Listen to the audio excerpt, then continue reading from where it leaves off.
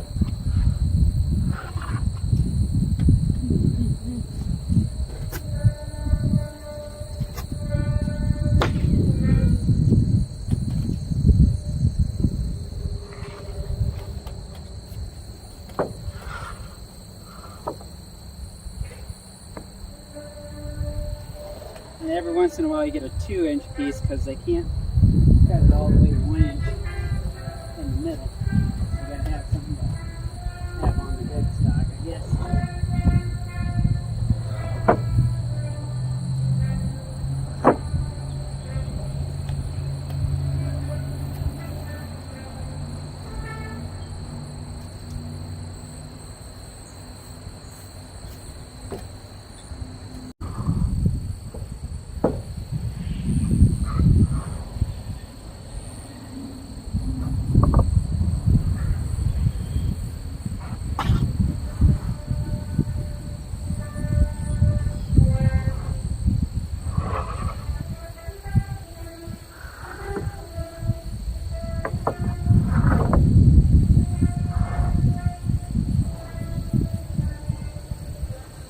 Hope the bandit or change it while we're working here.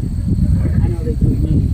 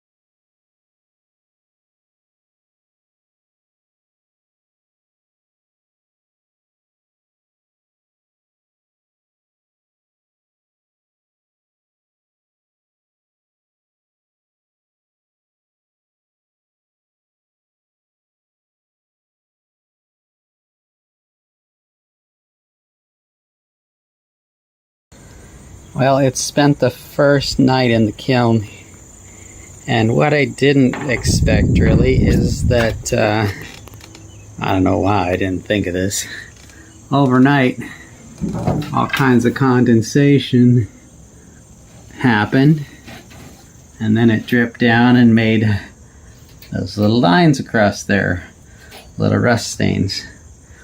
So I gotta figure something better to put a top on this or something when it's nighttime or in the evening or maybe all the time, so that it doesn't drip back on there and create those rust stains. Or I just say, well, you know what, that's I don't care, and that's just fine. But I don't know why I didn't think of that. But one of the things you learn as you go. Alright, I stacked them up along the side there, just leaning up there. And that way they can get air on both sides, all of those pieces.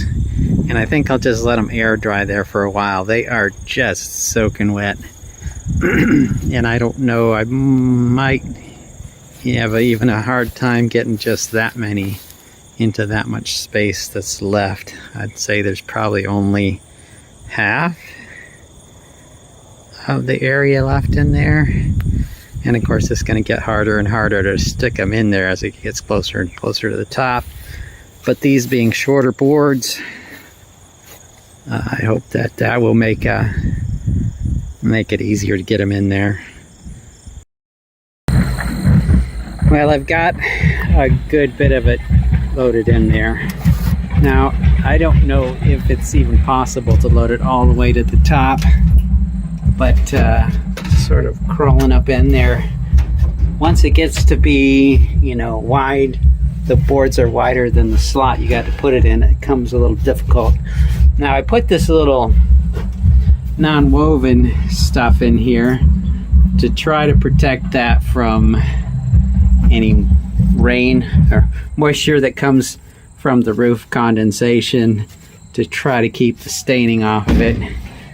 And that it's kind of cool because it when you put it on there, it acts like Velcro and just sticks to it. So that is all snug as a bug in a rug. I may leave the door open quite a bit, at least the rest of today, but it smells amazing in here. But that's all I'm gonna do in this load. There's more left over to be, I don't know, processed in the next batch. I kind of spread it around a little bit in the barn and put some stickers in it just to let it start to air dry so it wouldn't get moldy or whatever. But there's some more stacks in here. Over there, there's a pretty good pile there. This is the longer stuff down here, and then some kind of temporary stacks up here. I kind of don't know what to do with it all. It's everywhere. And then there's another stack over here.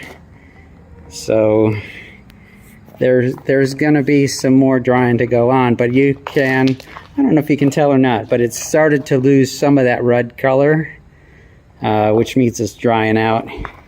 You can kind of see some of this is still pretty wet in there, but as it dries out, it will turn more, you know, towards this color. And it's kind of neat to see that on the end there it's dry, and in the middle it's wet, and on the other end it's dry again. But that's just how much it got dried out when it was sitting around waiting to get cut up. The sawmill said that they did see water running out in front of the saw when they were cutting it, so it was plenty wet.